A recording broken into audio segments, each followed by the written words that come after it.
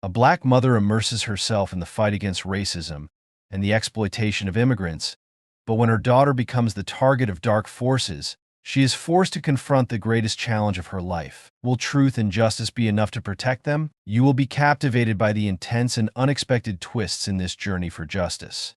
Don't look away until the very end, as the truth will leave you astonished. If you enjoy the story, don't forget to like, share your thoughts in the comments, and subscribe to the channel to never miss another meaningful story. Your support means the world to us.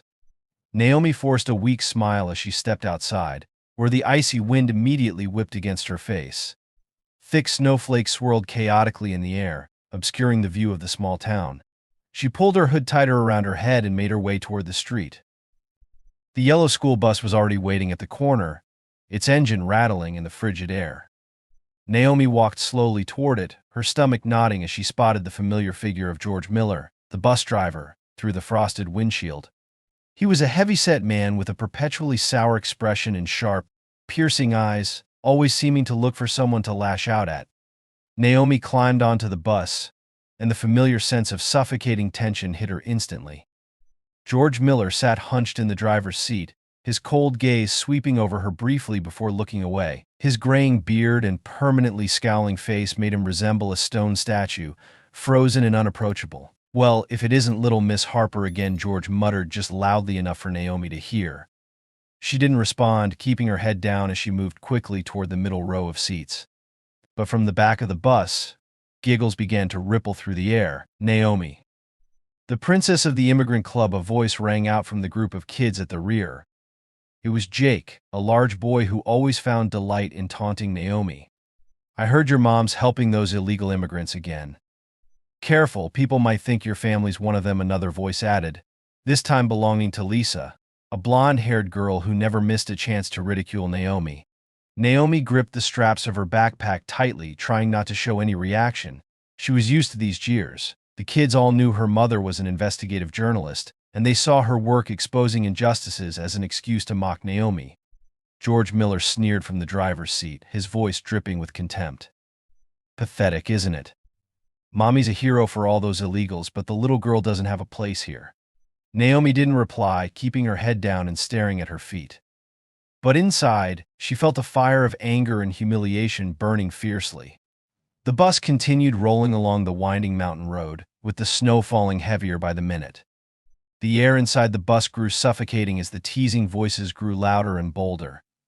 Naomi just wanted it all to end, to be home, where her mother was always there to protect her. But fate had other plans. As the bus approached a narrow stretch of road near the forest, George Miller suddenly slammed on the brakes. The bus jolted to a stop, and he twisted around in his seat, his cold eyes locking onto Naomi. "Get off the bus," he said, his voice low and threatening. Naomi looked up, disbelief washing over her. "What? Get off the bus," George repeated, louder this time. "If you and your mommy want to play heroes, then go fend for yourselves. I don't want you on my bus." The bus fell silent for a moment, broken only by the sound of the wind howling outside. A few kids stifled giggles, but most just sat frozen in shock, their faces pale. No one dared to speak up. "You can't do this," Naomi cried out, her voice trembling. "It's a snowstorm." "Oh, I can," George said with a smirk. "And if you don't like it, you can go tell your big shot reporter mommy." Naomi felt tears welling up in her eyes, but she refused to let them fall in front of her classmates. She stood up, clutching her backpack tightly, and walked toward the door in deafening silence. The bus door slammed shut behind her, and the vehicle roared back to life, speeding away and leaving Naomi standing alone on the snow-covered road. The icy wind lashed against her face like knives, cutting through her thin layers of clothing. Naomi stood motionless on the deserted road, watching the bus disappear into the swirling snow. Around her, there was nothing but the sound of the howling wind and the creeping darkness closing in.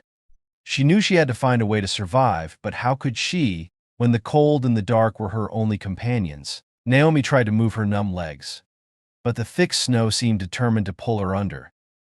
The wind howled through the dry branches, creating eerie, unsettling sounds. She hunched over, clutching her backpack tightly as if it were the only thing protecting her from the cold and the creeping fear. "I have to go. I have to keep moving," Naomi told herself, but her small legs had lost all feeling as they sank deeper into the snow with every step. Each breath she took burned her lungs, and her throat was parched and raw. Ahead of her, the road blurred into the endless whiteness of the snowstorm. Naomi didn't know where she was going, but she knew one thing for sure: if she stopped, she would freeze to death. Naomi trudged forward, each step a grueling battle.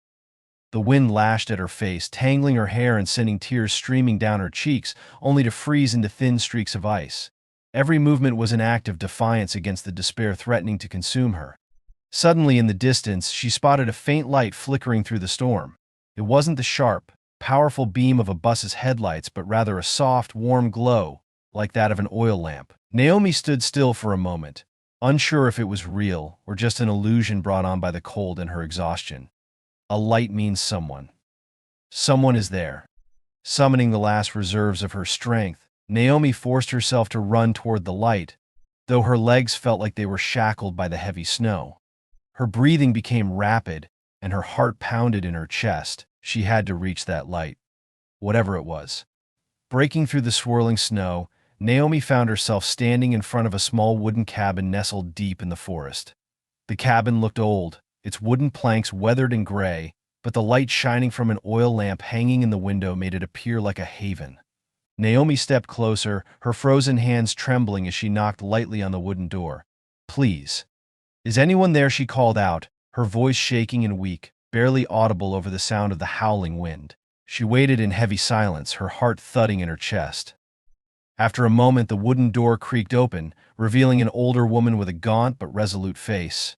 Her hair was white as snow, wrapped in a woolen scarf, and her sharp eyes seemed to pierce right through Naomi's very soul. "Child, what are you doing out here in the middle of a snowstorm?" the woman asked, her voice rough but authoritative. Naomi didn't answer immediately. She just stood there, her entire body trembling from the cold and fear, her lips blue and unable to form words. The woman frowned, then quickly pulled Naomi inside. "Come in quickly before you freeze to death out there." Naomi tried to move her numb legs, but the thick snow seemed determined to pull her under. The wind howled through the dry branches, creating eerie, unsettling sounds. She hunched over, clutching her backpack tightly as if it were the only thing protecting her from the cold and the creeping fear. "I have to go. I have to keep moving," Naomi told herself, but her small legs had lost all feeling as they sank deeper into the snow with every step. Each breath she took burned her lungs, and her throat was parched and raw. Ahead of her, the road blurred into the endless whiteness of the snowstorm. Naomi didn't know where she was going, but she knew one thing for sure: if she stopped, she would freeze to death. Naomi trudged forward, each step a grueling battle. The wind lashed at her face, tangling her hair and sending tears streaming down her cheeks, only to freeze into thin streaks of ice. Every movement was an act of defiance against the despair threatening to consume her. Suddenly, in the distance, she spotted a faint light flickering through the storm. It wasn't the sharp, powerful beam of a bus's headlights, but rather a soft, warm glow, like that of an oil lamp. Naomi stood still for a moment, unsure if it was real or just an illusion brought on by the cold and her exhaustion. A light means someone. Someone is there. Summoning the last reserves of her strength, Naomi forced herself to run toward the light, though her legs felt like they were shackled by the heavy snow. Her breathing became rapid, and her heart pounded in her chest. She had to reach that light, whatever it was. Breaking through the swirling snow, Naomi found herself standing in front of a small wooden cabin nestled deep in the forest. The cabin looked old, its wooden planks weathered and gray, but the light shining from an oil lamp hanging in the window made it appear like a haven. Naomi stepped closer, her frozen hands trembling as she knocked lightly on the wooden door. "Please. Is anyone there?" she called out, her voice shaking and weak, barely audible over the sound of the howling wind. She waited in heavy silence, her heart thudding in her chest. After a moment, the wooden door creaked open, revealing an older woman with a gaunt but resolute face. Her hair was white as snow, wrapped in a woolen scarf, and her sharp eyes seemed to pierce right through Naomi's very soul. "Child, what are you doing out here in the middle of a snowstorm?" the woman asked, her voice rough but authoritative. Naomi didn't answer immediately. She just stood there, her entire body trembling from the cold and fear, her lips blue and unable to form words. The woman frowned, then quickly pulled Naomi inside. "Come in quickly before you freeze to death out there." Inside, the house was much warmer than the freezing outdoors. thanks to an old fireplace burning brightly with red embers. Naomi sat down on a wooden chair near the fire, wrapping her arms around herself to feel the warmth slowly returning to her body. The woman grabbed a thick woolen blanket and draped it over Naomi, her sharp eyes studying the girl closely. "Who are you? And why are you wandering alone in this storm?" Naomi looked up, her wide brown eyes filled with fear. I was left behind. On the bus. The driver, he made me get off." The woman frowned, her expression darkening. "Who would do such a thing? In the middle of a storm like this?" Naomi nodded, tears streaming down her cheeks. "I didn't know what to do. I just want to go home." The woman sat down next to Naomi, her gaze softening. "You shouldn't be out there alone, especially not tonight." She paused for a moment, as if considering something, and then continued, "My name is Helen. This is my home. You can stay here until the storm passes." Naomi nodded, her heart filled with gratitude. Thank you for saving me." Helen handed Naomi a cup of hot tea, and the two sat quietly by the fire for a long moment. But Naomi quickly began to notice that this house wasn't like any other. The walls were covered with old photographs and handwritten notes in Spanish that she couldn't understand. Some of the items in the house looked handmade, hinting that Helen had been living here alone for many years. "Do you live here by yourself?" Naomi asked, breaking the silence. Helen nodded, her gaze fixed on the flames in the fireplace. "Yes, by myself. It's been a long time since I've seen anyone. This town, it's not safe for me." Naomi was surprised. "Why? Did you do something wrong?" Helen turned to look at Naomi, her face thoughtful and serious. "It's not what I did wrong, but what I've seen. I used to be one of the undocumented immigrants smuggled across the Mexican border. This town. There are people here running a large human trafficking operation. They take people like me, make us work, and exploit us until there's nothing left. When I escaped, I knew they would never let me go." Naomi sat silently, the fear in her chest swelling once again. What Helen said reminded her of her mother's work. Rachel had spent years investigating human trafficking and labor exploitation, and maybe that had made her a target too. "You're not safe, child," Helen said, her voice low and chilling. "If that bus driver left you behind, he might have been trying to make you disappear. And if their organization finds out you're here, neither of us will be safe." Naomi stared at Helen, a mix of fear and confusion rising within her. She couldn't believe that being left behind on the bus had led her into a horrifying secret like this. But deep inside, she knew she couldn't stop now. She had to survive, not just for herself, but for her mother and for Helen, who had risked everything to save her. "They won't catch me," Naomi whispered, her eyes burning with determination. But she had no idea that even greater dangers were waiting just ahead. Naomi sat huddled near the fireplace, her small hands gripping a cup of hot tea tightly. She felt a bit of warmth returning to her body, but her mind was still consumed by fear. Helen sat across from her, her gaze fixed on the window as though she was watching for something. "We can't stay here for long," Helen said, her voice low and firm. "I know this organization. If that driver is connected to them, they won't stop until they find you." Naomi lifted her head, her eyes wide with alarm. What will they do if they catch me?" Helen was silent for a moment, a pained look crossing her face. "They'll make you disappear. Just like so many others. People like me, immigrants. Or anyone who knows too much." Naomi felt a chill run through her body, but this time it wasn't because of the weather. "You think my mom could be in danger too? Because of this?" Helen nodded. "Yes, if your mom is investigating this organization, they'll want to silence her. And you, too." Naomi's heart tightened at the thought. She thought of her mother, the one person who had always protected her, who now might also be caught in danger's grip. "What do we do? I don't want my mom to get hurt." Helen sighed, her hands tightening around her cup of tea. "We need to leave here immediately. If we're lucky, I can get you to a safe place where you can call the police or find someone to help." Helen stood up, grabbed a thick coat, and wrapped it tightly around herself. She opened an old wooden cabinet, pulled out a sharp hunting knife, and tucked it into her belt. Naomi watched her every move, her unease growing by the second. "You need to listen to me." "Naomi," Helen said, turning to her with a serious look. "Stay close to me, and don't wander off, no matter what happens. Do you understand?" Naomi nodded, trying to appear brave even though her hands were still trembling. "I understand." Helen walked to the door and cracked it open slightly to check outside. The snow was still falling heavily, obscuring the view, but that didn't lessen Helen's caution. "Let's go quickly." The two stepped outside, instantly enveloped by the bone-chilling cold. The wind howled around them, whipping snow through the air in a blinding flurry. Helen led the way, with Naomi sticking close behind. Her feet sank deep into the snow with every step, making the trek increasingly difficult. "We'll cut through the forest," Helen said, her voice nearly drowned out by the wind. "This path will take us to a gas station about 5 miles from here. You can get help there." Naomi nodded.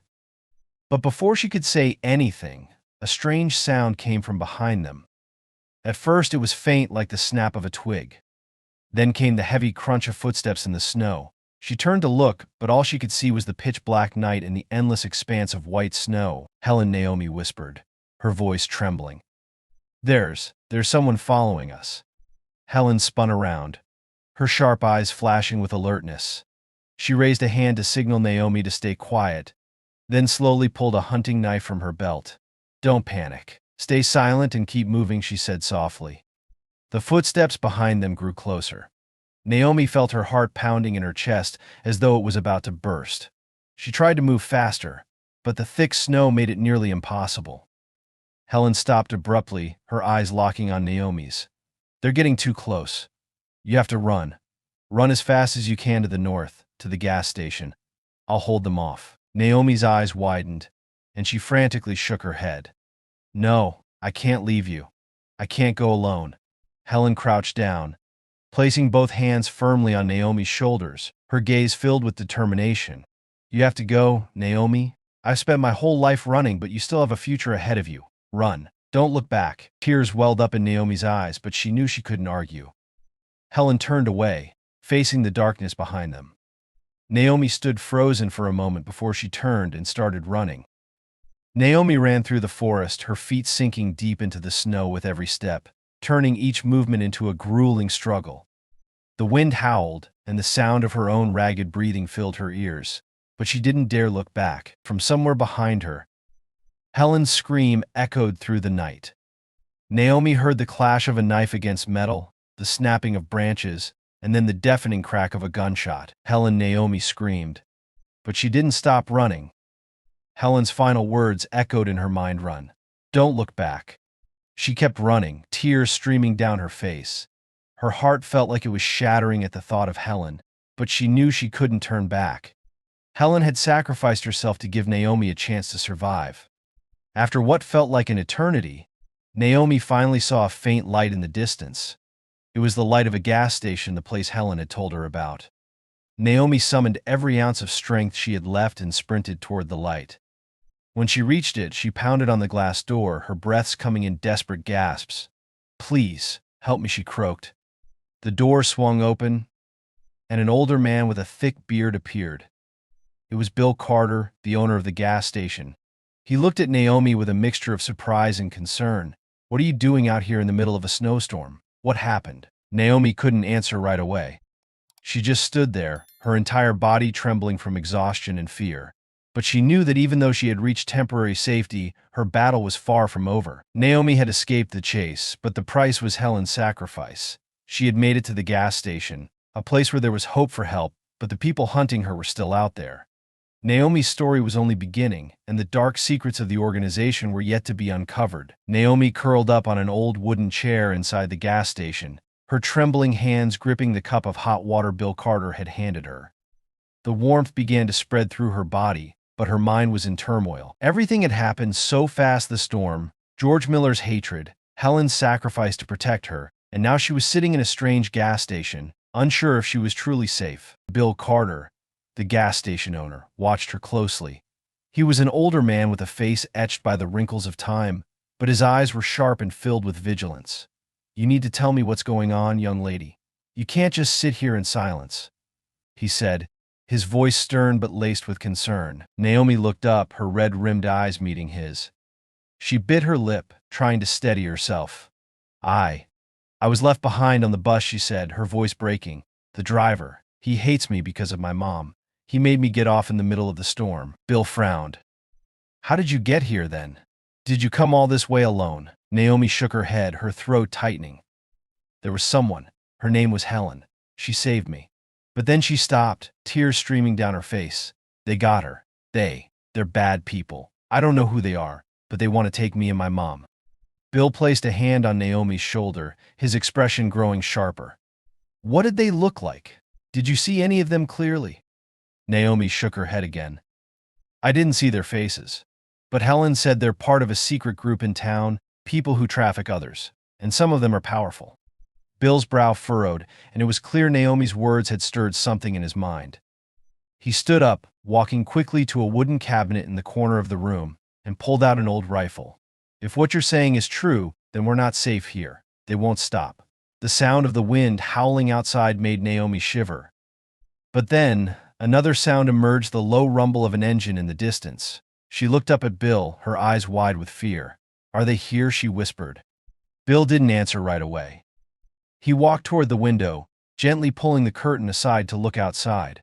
Through the white blur of the snowstorm, the headlights of a black SUV slowly came into view, pulling up in front of the gas station. Bill tightened his grip on the rifle in his hands, his face growing tense. Stay here, don't move, he said quietly, his tone so serious that Naomi could only nod. Bill moved quickly to lock the front door, then turned off all the lights, plunging the room into the faint glow of the fireplace. Naomi held her breath, her eyes glued to the darkness outside. The SUV came to a stop, and the car door creaked open. From inside, 3 men stepped out, all wearing thick black coats and hoods pulled low over their heads. One of them, the tallest, strode forward and banged hard on the gas station door. We know the girl is in there, he shouted, his rough voice echoing through the night. Don't make this harder than it needs to be. Hand her over and no one gets hurt. Naomi felt her heart stop. She looked at Bill, but he didn't flinch. They're not going to stop, he whispered. You need to be ready to run. I can't leave you, Naomi protested. But Bill raised his hand to silence her. Listen to me, kid, he said, his voice rough but firm. I've lived in this town long enough to know exactly who those men are. If you don't run, they'll take both of us. I'll buy you some time, but you have to find the police or anyone who can help. Outside, the leader banged on the door harder. This is your last chance. If you don't open this door, we're coming in. Bill smirked, his voice laced with defiance. I don't know who you are, but if you come through this door, you're not walking back out. A hoarse laugh came from outside. You think you can stop us?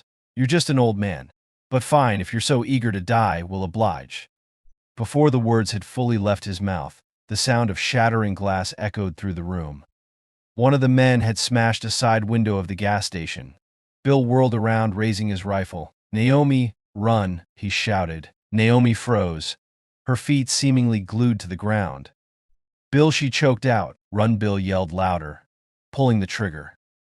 The rifle's deafening crack shattered the silence of the night, and one of the men outside screamed as he collapsed into the snow. The remaining 2 charged toward the door, and Naomi knew she had no other choice. She bolted for the back door, her feet sinking deep into the snow as she ran into the darkness. The sound of gunfire continued behind her, each shot like a knife slicing through her heart. She wanted to look back, but Bill's words rang in her ears, you have to survive. Run, don't stop. The icy wind whipped against her face, stinging her eyes. But Naomi didn't stop. She ran through the dense forest, where the darkness was thick and suffocating. She could only think of heading north, as Helen had told her. Despite the terror and exhaustion, she pushed herself forward, refusing to slow down. In the distance, she saw faint flashes of red and blue, the lights of a police car. A wave of hope surged through her, and she poured all her remaining strength into running toward those lights. Naomi had escaped the gas station, but the gunshots still echoed in her mind. She had gotten closer to help, but it came at the cost of Bill's sacrifice. Inside her, a mix of grief and fear swirled, but she knew she couldn't stop. She had to survive, not just for herself, but for Helen and Bill, the people who had risked their lives to protect her. Naomi staggered through the deep snow, the red and blue lights from the police cars in the distance serving as her only anchor in the endless darkness. Her breathing was labored, her heart pounding wildly in her chest as she pushed herself closer. The snow was falling thicker and heavier, but those flashing lights were a sign that she could escape the darkness enveloping her. Just a few meters away, Naomi slipped and fell onto the freezing ground, her legs too weak to carry her further. But before despair could set in, a police officer ran over, crouching down to help her up. Are you okay? What are you doing out here alone in this snowstorm? He asked, his voice full of concern. Naomi couldn't answer right away. She clung to the officer's hand as if it were a lifeline. Please. They're chasing me. They killed someone. They want to take me, she gasped, her voice broken and trembling. The officer, a middle-aged man with a nameplate that read Bradley, turned and motioned to his colleagues. Everyone, stay alert. There may be pursuers in the area. Naomi was led to a police car, where a female officer wrapped her in a thick blanket and handed her a cup of warm water. In the dim light inside the car, Naomi finally felt a small measure of safety. But deep down, she knew the danger wasn't over yet. At the police station, Naomi sat in a small interrogation room, the overhead light casting a stark glow on her pale face. Across from her sat Officer Bradley, the one who had saved her. He held a notebook and pen, his gaze kind but serious. Naomi, I need you to tell me everything that happened, Bradley said, his voice calm but firm. No one can hurt you here. You're safe. Naomi nodded, though her hands were still trembling as she clutched the warm cup. She began recounting everything: how George Miller had left her behind on the bus, how she met Helen, and the harrowing chase through the forest. She described how Helen had sacrificed herself to protect her and how Bill Carter had fought to buy her time to escape. When she spoke of the gunfire and the shadowy figures in the night, her voice caught and tears streamed down her face. They want me to disappear, she whispered. Helen said they're part of a secret organization, human traffickers. And my mom has been investigating them. Maybe that's why they're after me.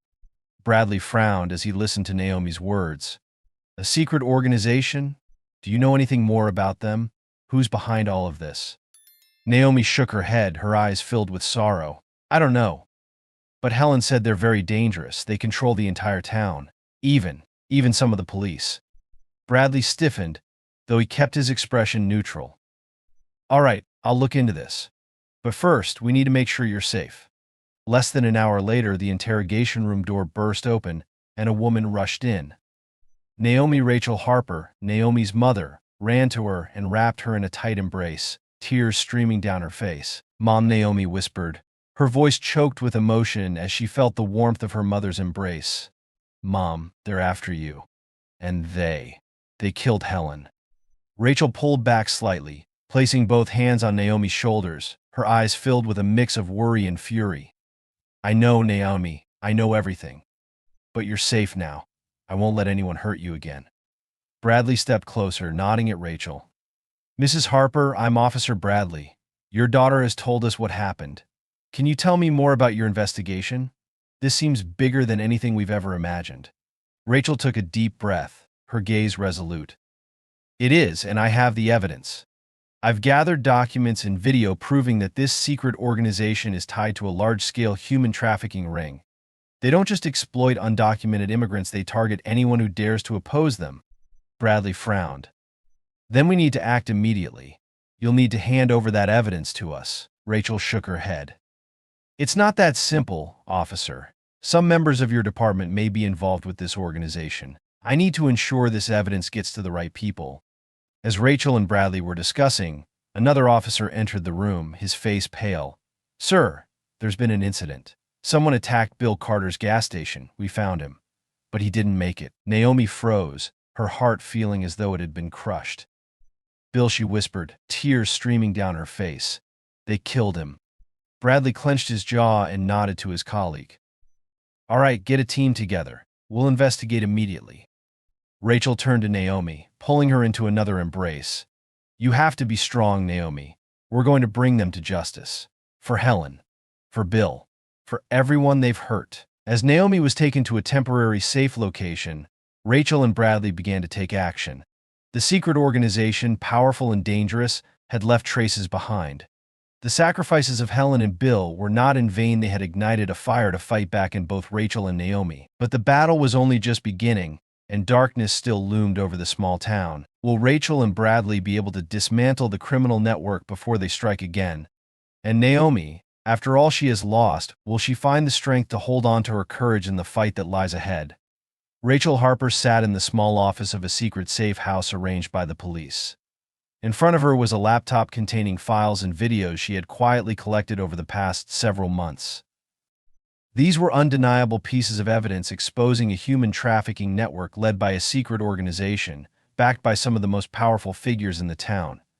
Naomi sat beside her mother, her eyes still red from everything that had happened. But instead of falling into despair, Naomi felt a fire of courage ignite within her. She looked at her mother, her gaze filled with determination. "Mom, we have to make all of this public. Helen and Bill sacrificed themselves so I could live. We can't let their deaths be in vain." Rachel nodded, placing a reassuring hand on Naomi's shoulder. "I know, sweetheart. But we have to do this carefully. If we don't, the organization will silence us before the truth comes out." Rachel opened one of the video files, and the screen showed a dark room where men in suits sat around a table. It was a secret meeting of the organization, secretly recorded by a former victim before he disappeared. In the video, their voices could be heard clearly as they discussed dealing with undocumented immigrants who were no longer useful, as well as bribing local officials to keep their trafficking operation running smoothly. Rachel pointed at the screen. "This is the most crucial piece of evidence. These voices belong to some of the most powerful people in the town, including the sheriff, several city council members, and even George Miller, the bus driver who abandoned you." Naomi clenched her teeth, anger rising in her chest. "They've destroyed so many lives, Mom. How can we let them keep doing this?" Rachel looked at Naomi, her own determination mirrored in her eyes. "We won't. But first, I need to do something." Rachel reached out to Officer Bradley, the one who had protected Naomi and trusted Rachel from the beginning. Bradley arrived at the safe house late that night, carrying a map and a notebook. His face was serious as he greeted Rachel. "Mrs. Harper, I believe you. But this is much bigger than I ever imagined. These people aren't just operating in the town, they're tied to larger organizations at the state level." Rachel nodded and opened her laptop to present the evidence. "We have to bring all of this to light. But I need to be sure there aren't any spies within your team." Bradley frowned, shaking his head. "I understand your concerns, but I have a small team, people I trust completely. We'll coordinate with the FBI. But this has to move quickly, because the organization won't stay idle." Rachel pressed her lips together, her eyes burning with determination. "I'm ready. We need a plan to expose the entire truth." While Rachel and Bradley worked on their plan, the secret organization wasn't standing still either. In a large house in the center of town, Michael Gaines, the head of the organization, sat in his office. In front of him were George Miller and a few other members. "Harper and her daughter are still alive," Michael said, his voice cold as steel. "We made a mistake by not eliminating them completely from the start." George, his face twisted in fear, stammered, I did everything you asked. But the girl, she was too fast. And Helen, she..." "Shut up," Michael slammed his hand on the desk. "I don't want excuses. I want Harper silenced.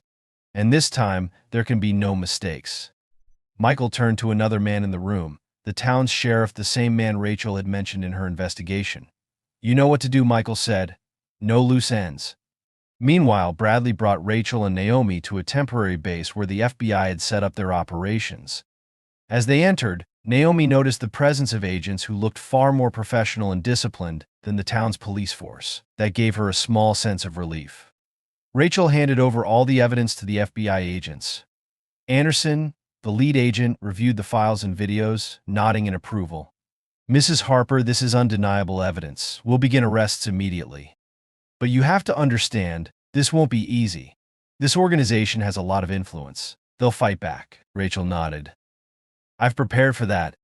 I just want to make sure no one else has to suffer the way Helen and Bill did." Anderson smiled slightly, nodding.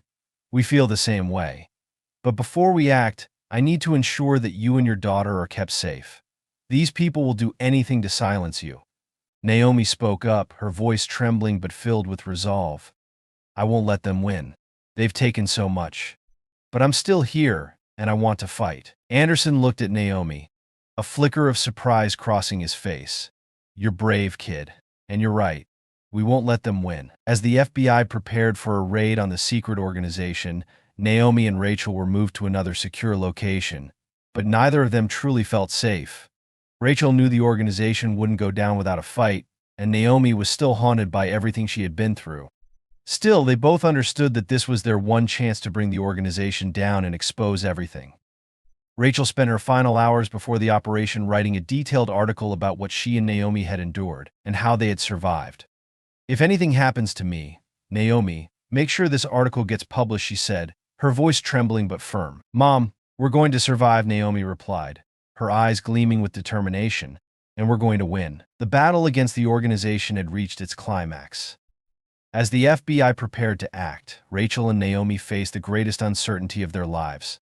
They knew this fight wasn't just about protecting themselves, it was about seeking justice for those who had fallen, like Helen and Bill. But would the plan succeed? Or would the organization prove that the power of darkness is not so easily defeated?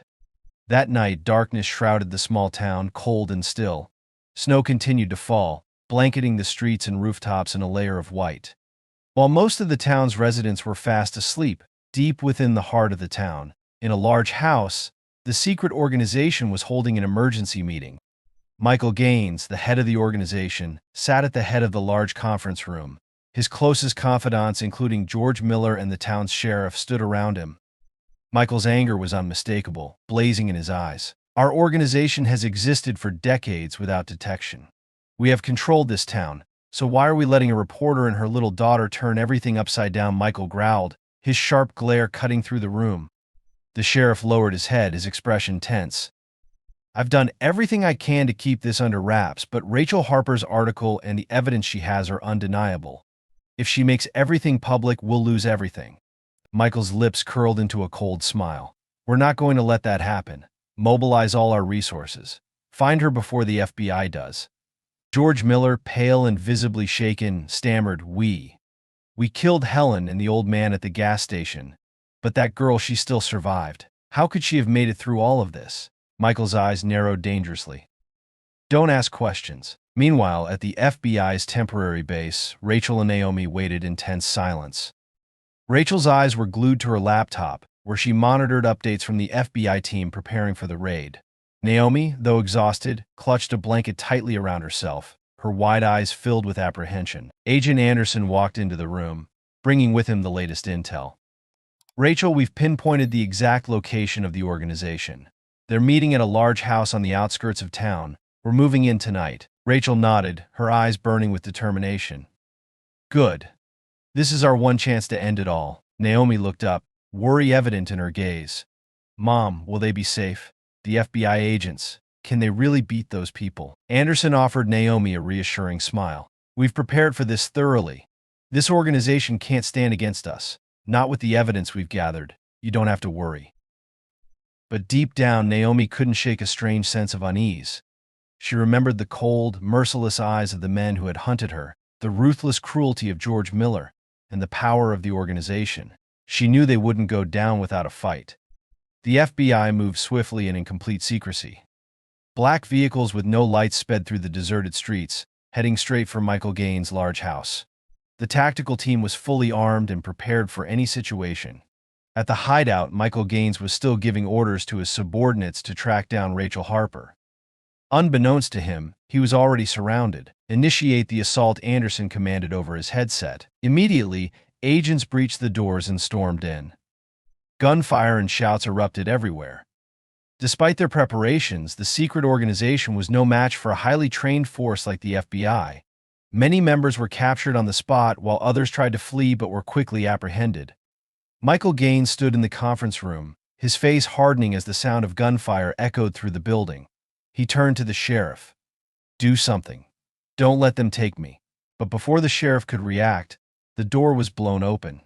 Agent Anderson stepped in, his gun raised. "Michael Gaines, you're under arrest for human trafficking, corruption, and murder. Put your hands up." Michael refused to surrender. He pulled a gun from a drawer, but before he could fire, Anderson shot him with precision, hitting him in the shoulder. Michael collapsed, screaming in pain. The sheriff, realizing there was no way out, dropped to his knees and surrendered. The raid ended successfully. Every member of the secret organization was taken into custody, and the FBI seized a trove of critical documents from the house. These included lists of complicit officials and records of victims who had been exploited. Notably, the documents confirmed that the organization had been operating for decades, trafficking and exploiting hundreds of undocumented immigrants. Back at the base, Rachel and Naomi received news of the successful raid. Rachel pulled Naomi into a tight embrace, tears streaming down her face. "We did it, Naomi. Helen and Bill. They won't be forgotten." Naomi nodded, her eyes reflecting both relief and newfound maturity. "I'll never forget them, Mom. And I won't let their story fade away." A few weeks later, the small town in Colorado was forever changed. With the support of the FBI and Rachel's expose, the entire secret network was exposed to national media. Numerous corrupt officials, including the sheriff and George Miller, were convicted. Rachel was hailed as a hero, and Naomi became a symbol of courage and resilience. For Rachel and Naomi, however, this victory wasn't just about justice, it was about honoring Helen and Bill, who had sacrificed their lives to protect them. During a small memorial service, Rachel and Naomi placed flowers on the graves of Helen and Bill. Standing in front of Helen's grave, Naomi whispered softly, "I lived just as you wanted me to, and I promise the world won't forget what you did." Rachel took Naomi's hand, her eyes filled with pride. "We've overcome everything, sweetheart. And now it's time for us to move forward, stronger than ever." As mother and daughter walked away in the soft morning light, Naomi felt a weight lift from her heart. She knew that while her journey had been filled with pain and loss, it was also a testament to the power of truth and courage. Most importantly, she knew she was no longer a victim, she was a fighter, a survivor. This story is not just about sacrifice, struggle, and justice. It's a testament to the power of truth and courage in standing up against oppression. The sacrifices of Helen and Bill will never be forgotten, and Naomi's journey serves as a reminder to always fight for what is right. Share this story to spread awareness of what happened. If it moved you, please like, comment, and subscribe to our channel. Your support is the greatest motivation for us to continue sharing meaningful stories. Thank you for watching, and remember, truth, courage, and justice will always prevail. See you in the next video.